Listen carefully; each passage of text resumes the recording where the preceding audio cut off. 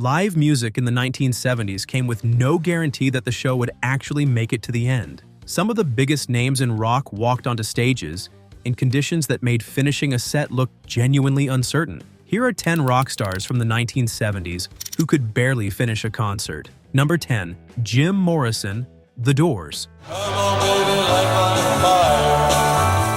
Jim Morrison's final live performance with The Doors took place at the Warehouse in New Orleans in December 1970, and by every account from the people who were there, it barely held together from beginning to end. Morrison had been drinking heavily before the show, a habit that had grown increasingly severe over the preceding 2 years, and partway through the set, he began forgetting the words to songs the band had performed together hundreds of times across years of touring. He attempted to cover the gap by launching into a rambling, extended joke that landed with almost no response from a crowd that had come expecting a tight, professional performance from one of the biggest bands in the country. During the performance of Light My Fire, arguably the song the audience most wanted to hear, Morrison was reportedly holding onto the microphone stand for physical support, rather than performing in any conventional sense. When the instrumental solos arrived, giving him a natural break in the vocal duties, he walked over and sat down on the drum riser instead of remaining near the microphone for his cue, and he did not get back up in time to deliver the final verse when the moment came. Drummer John Densmore eventually had to physically nudge him with his foot to get him moving again and back toward the microphone. Morrison responded to being roused this way by smashing the microphone stand repeatedly into the stage floor in apparent frustration, an outburst that visibly unsettled both his bandmates and the crowd. After the show ended, the rest of the band met privately and agreed among themselves that this would be their final live performance together as a group. Given both Morrison's increasingly severe unpredictability on stage and the ongoing legal fallout still hanging over them from the band's controversial 1969 concert in Miami, it turned out to be exactly that, and the Doors never performed live again with Morrison as their singer. Number 9. Steven Tyler, Aerosmith. Aerosmith's reputation for excess during the mid to late 1970s extended directly onto the stage, and one widely circulated 1977 performance of their signature song Dream On captures exactly how far that excess could go on a given night during this exact stretch of the band's career. Footage from this period shows Steven Tyler and guitarist Joe Perry, nicknamed the Toxic Twins by people around the band because of how deeply both men were immersed in heavy drug use at the time, visibly struggling to hold the performance together from the opening notes onward, in front of an audience that had paid to see one of the biggest hard rock bands in the country at the absolute height of its commercial popularity. Perry's guitar playing on the recording is noticeably erratic throughout, missing notes and losing timing in ways that would have been genuinely unthinkable for the band during a clean, sober performance earlier in their career. Tyler's vocals fade in and out throughout the song, and at several points he appears to lose track entirely of where he is within the song structure, while the rest of the band, drummer Joey Kramer, bassist Tom Hamilton, and guitarist Brad Whitford, can be seen on camera exchanging visibly uncertain glances with one another as they try to hold the arrangement together around their two most impaired members. Tyler himself has spoken candidly in later interviews and at considerable length in his own memoir about the sheer scale of his drug use during this exact period, at one point estimating that he personally spent somewhere around $20 million on drugs over the course of his career. He has also described keeping a hidden personal stash of cocaine and alcohol concealed inside one of the drums on stage, specifically so that he would have immediate access to it during performances without having to leave the stage or rely on anyone else to bring it to him. The band continued touring and recording through the remainder of the decade in a broadly similar condition, with their internal chemistry, their songwriting output, and their commercial momentum all suffering as a direct result of the ongoing drug use, before Tyler eventually entered a formal drug rehabilitation program in the mid-1980s following an intervention staged directly by his own bandmates, a doctor, and the band's manager. Number 8. Keith Moon, The Who. Keith Moon's reputation for excess extended well beyond his famous hotel room destruction and into his actual live performances. And one specific 1973 show in San Francisco became the single most famous example in rock history of just how far that excess could go in front of a paying audience. During The Who's performance at the Cow Palace that November, as part of the tour supporting their album Quadrophenia, Moon had reportedly mixed sedatives with brandy before going on stage that night, a combination that eventually caught up with him violently in the middle of the set.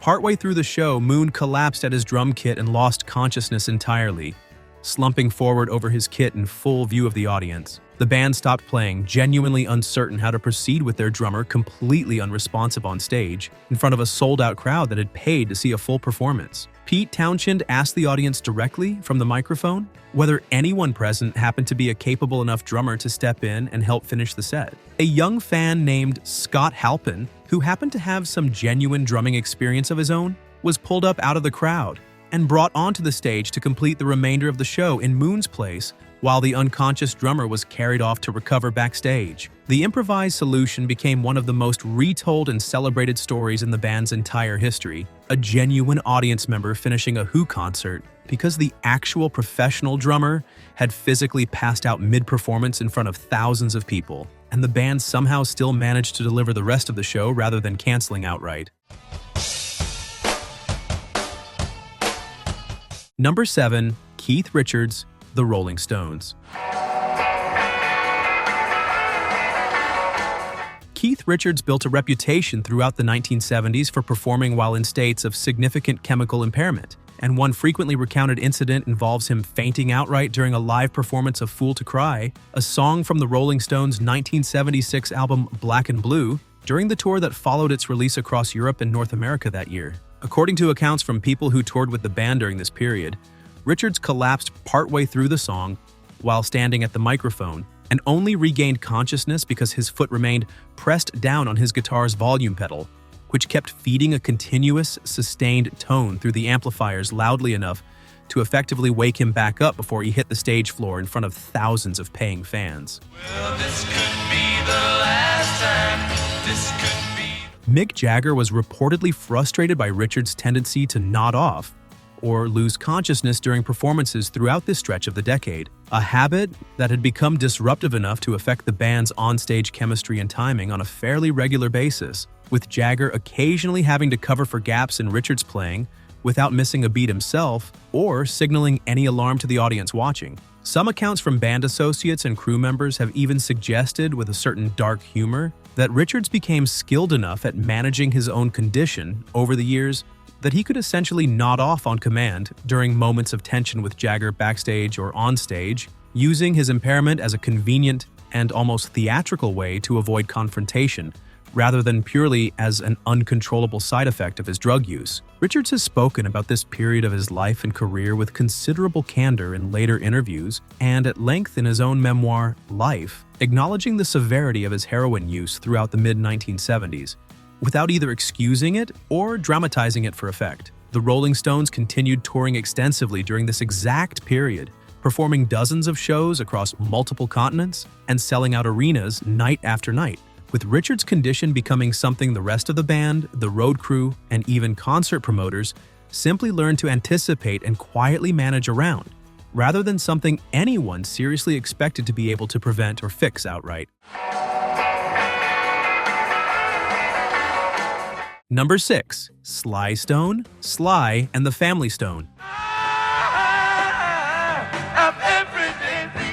Sly Stone's reliability as a live performer collapsed dramatically during the early 1970s, immediately following the massive commercial success the band had achieved with hits like Hot Fun in the summertime and a celebrated headlining set at Woodstock at the end of the previous decade, a performance many critics consider one of the defining sets of that entire festival. His drug use, particularly with cocaine and PCP, had become severe enough by 1970 and 1971 that the band developed a well-documented pattern of late arrivals, complete no-shows, and shows that began hours behind their scheduled start time because Stone simply was not in a physical or mental condition to perform when audiences had arrived expecting him on time.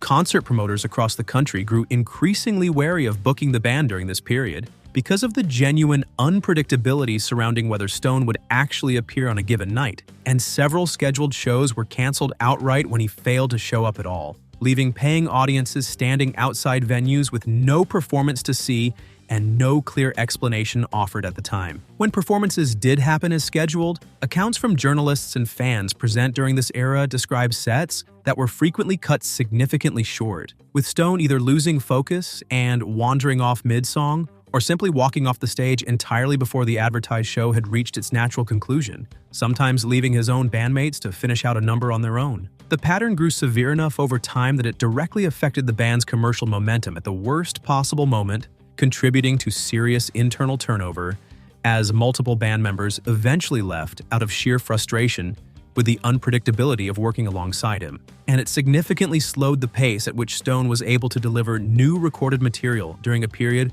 when the band had been sitting at the absolute peak of its national popularity and commercial leverage within the industry. Number 5. Sid Vicious, Sex Pistols.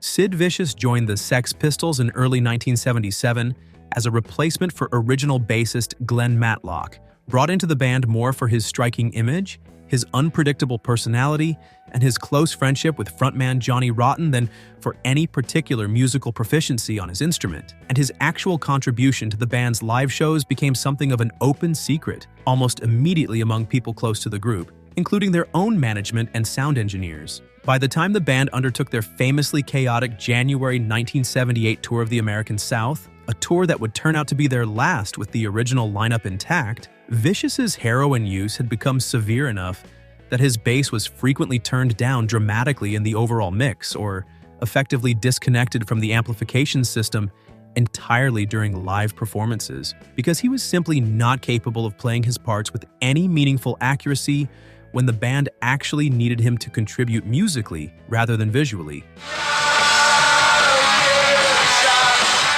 The tour itself was marked by shows that came apart in a number of different ways simultaneously. Open audience hostility in southern venues that had booked the band more out of curiosity and morbid interest than genuine fandom. Serious internal tension building among the band members themselves as the tour progressed. And individual performances where Vicious appeared visibly impaired to the point of barely being able to function or even stand upright on stage for the full duration of a single set. The band's final show with this original lineup at the Winterland Ballroom in San Francisco on January 14, 1978, is widely remembered as the precise moment the group effectively ended as a functioning creative unit, with singer Johnny Rotten famously turning to the crowd at the very close of the set and asking them directly whether they had ever had the feeling that they'd been cheated. Vicious's condition throughout that entire tour had become a significant and visible part of why the band was simply unable to sustain itself as a reliable touring act, and the original Sex Pistols dissolved almost immediately afterward, never performing together again in that exact configuration. Number 4. Janis Joplin, Solo Performances, 1970. Janis Joplin's final months of touring in 1970, leading right up to her death that October, included performances that varied wildly in quality depending entirely on her physical and mental condition on any given night. People who worked closely with her during this period, including members of her newly assembled backing group, the Full Tilt Boogie Band, have described shows where her ongoing heroin use visibly affected her ability to stay engaged with the material on stage, with some performances drifting noticeably and losing focus partway through a set in ways that troubled the musicians backing her and left them uncertain how to keep the show moving forward. Good enough for me and my Bobby again.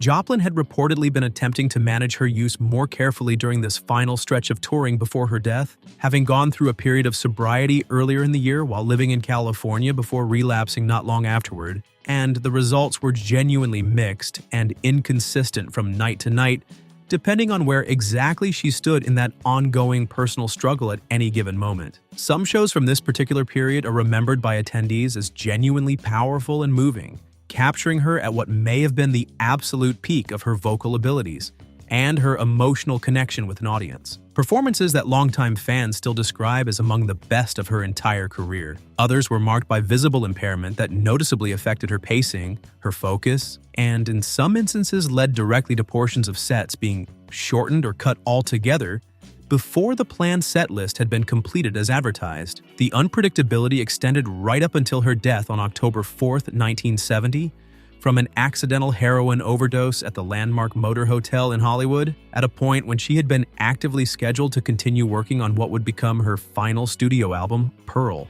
which was released posthumously the following year and became the most commercially successful record of her entire career, eventually reaching #1 on the Billboard Albums chart. Good enough for me and my Bobby, yeah. Number 3. Ozzy Osbourne, Black Sabbath.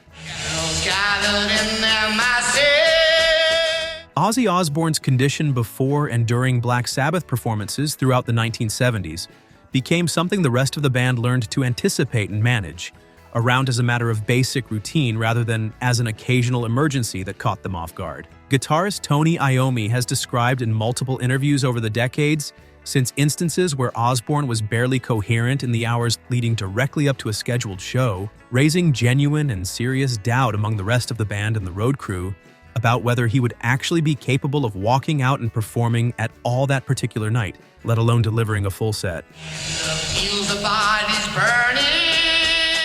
The band's grueling international touring schedule throughout the decade, hundreds of shows spread across multiple continents, with minimal recovery time built in between individual dates, compounded the underlying problem considerably, leaving very little room for Osbourne's condition to genuinely improve between one performance and the next, before the band was already moving on to the following city on the itinerary. There were nights, according to multiple band members speaking about this period in later years, when his ability to remember lyrics correctly or stay synchronized rhythmically with the rest of the group was visibly and audibly compromised in front of paying audiences who had no idea what they were actually witnessing, and the band learned to adjust their arrangements on the fly in real time to compensate for whatever state he happened to be in that evening. Bassist Geezer Butler has spoken about the toll this took on the rest of the band, who were frequently left improvising around gaps in Osbourne's performance, without any advance warning of when those gaps might occur, or how severe they might be on any given night. His eventual departure from Sabbath in 1979 came partly as a direct consequence of habits that had become genuinely unsustainable even within a band that already had a considerable internal tolerance for excess among its own members, several of whom were dealing with their own significant substance issues throughout this same stretch of years on the road together. Number 2. Elvis Presley, Las Vegas, and touring performances mid to late 1970s. A hungry little boy with a runny nose plays in the street. Elvis Presley's later 1970s concerts, particularly those performed in Las Vegas and across extensive touring schedules covering the United States, became increasingly affected by his deteriorating health and his growing dependence on a long list of prescription medications supplied by his personal physician, a relationship that has been examined extensively by journalists and biographers in the decades since. Members of his band and inner circle, including the men known collectively as the Memphis Mafia and his longtime backing musicians, have described in various memoirs and interviews published in the years since instances during this period where Presley appeared genuinely disoriented while on stage, slurred his words noticeably between songs, or struggled visibly to remember the lyrics to material he had performed thousands of times over the course of his career, songs that had once been completely second nature to him during his earlier years as a performer. Several specific shows from 1976 and 1977 are remembered by attendees and music critics who were present as visibly difficult to sit through, with Presley appearing physically unwell, perspiring heavily under the stage lights, noticeably overweight compared to his earlier years, and at points seeming genuinely uncertain about where exactly he stood within a given song structure mid-performance, sometimes repeating verses or skipping sections entirely without apparent awareness that he had done so. Some performances during this final stretch of his career were cut shorter than originally scheduled as a direct result of his condition that night. His health and behavior during this period have been extensively documented in numerous books written by people who actually toured with him during these years, including bodyguards, musicians, and close friends, describing a performer whose extraordinary natural ability could still occasionally surface and shine through, even on his most difficult nights, but whose physical and chemical condition had become a serious and increasingly visible problem, genuinely affecting his ability to reliably complete shows in the consistent way he once had been famous for throughout the 1950s and 1960s, when his performances had set the standard for the entire industry. He died in August 1977 at his home, Graceland, shortly after some of the most physically difficult and visibly compromised performances of this entire final period of his life. A hungry little boy with a runny nose plays in the street. Number 1. David Bowie, The Thin White Duke Tour, 1976. This is ground control to Major Tom. David Bowie's 1976 Isolar Tour, undertaken in support of his album Station to Station and performed under the stage persona he called The Thin White Duke, took place during what Bowie himself later openly described as the most chemically extreme period of his entire career, fueled heavily by a cocaine habit that had become severe enough to seriously affect his health, his memory, and at points his basic ability to function reliably on stage in front of audiences who had no idea how close to genuine physical collapse he actually was during this stretch. Bowie has spoken candidly in interviews conducted decades after the fact about how little he actually remembers from large stretches of this particular tour, describing his own condition during this period in terms that made clear how close to total physical and mental breakdown he had genuinely come by the time the tour reached its conclusion, a level of honesty about his own past that he did not extend to many other periods of his long and varied career with quite the same degree of openness. Band members and crew who worked the tour at the time have described nights when Bowie's behavior backstage, combined with his visibly deteriorating physical condition before certain shows, raised real and serious concern among the people around him about whether specific performances would actually go ahead as scheduled. He has said publicly on multiple occasions that he has almost no clear memory whatsoever of recording the album Station to Station itself, despite it being created during essentially the same period as the tour that supported it, which gives some genuine indication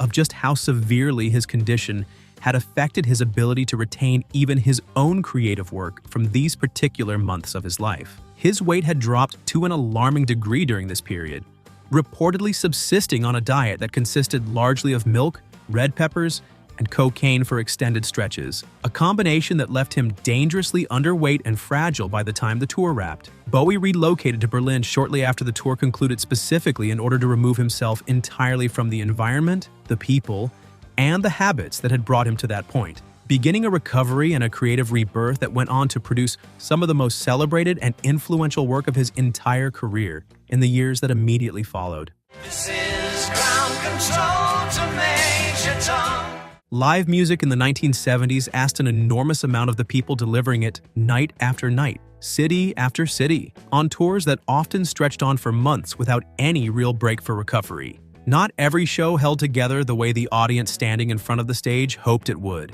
and the gap between the polished studio recordings people bought and the reality of an actual live performance could be considerable depending on what a given performer was dealing with that particular evening. These were some of the moments when the cracks became impossible to hide from the people watching, captured on film, in eyewitness accounts, and in the later candid admissions of the performers themselves, looking back on a decade that asked far more of them than any audience at the time could have known. If you enjoyed this video, please give it a like and subscribe to the channel. There is plenty more where this came from.